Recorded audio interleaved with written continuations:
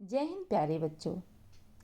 आज मैं लेकर आई हूँ कवि रामधारी सिंह दिनकर द्वारा लिखी गई एक बहुत ही सुंदर सी प्यारी सी कविता। जिस प्रकार आप बच्चे अपनी माँ से जिद करते हैं, उसी तरह एक दिन चांद भी अपनी माँ से जिद करने लगा। तो समझ में आया कविता का शीर्षक क्या होगा।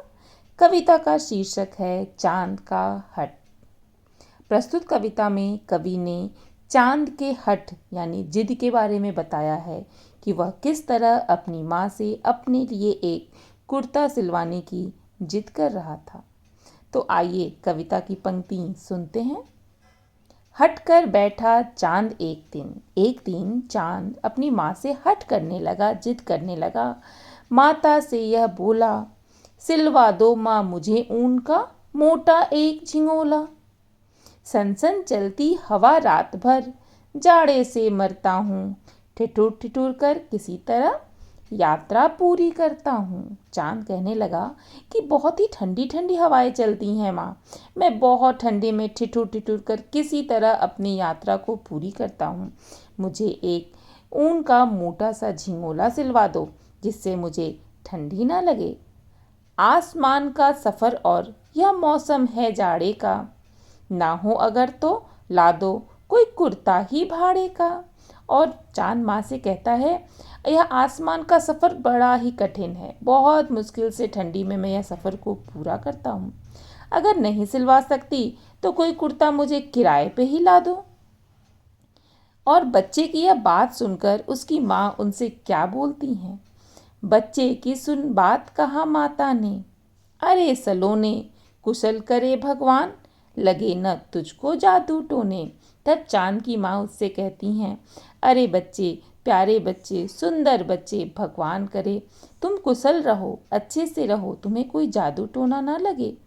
जाड़े की तो बात ठीक है, पर मैं तो डरती हूँ, एक नाप का कभी नहीं मैं तुझको देखा करती हूँ।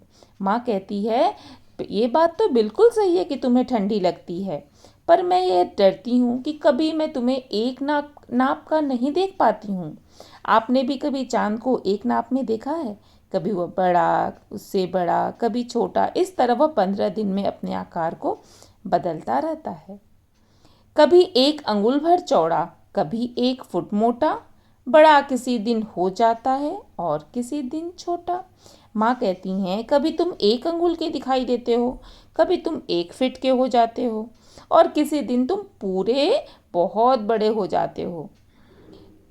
घटता बढ़ता रोज किसी दिन ऐसा भी करता है, किसी दिन तुम बढ़ते हो, किसी दिन तुम घटते हो, नहीं किसी दिन आंखों को तो दिखलाई पड़ता है और किसी दिन ऐसा भी होता है कि जिस दिन तुम दिखाई ही नहीं देते हो।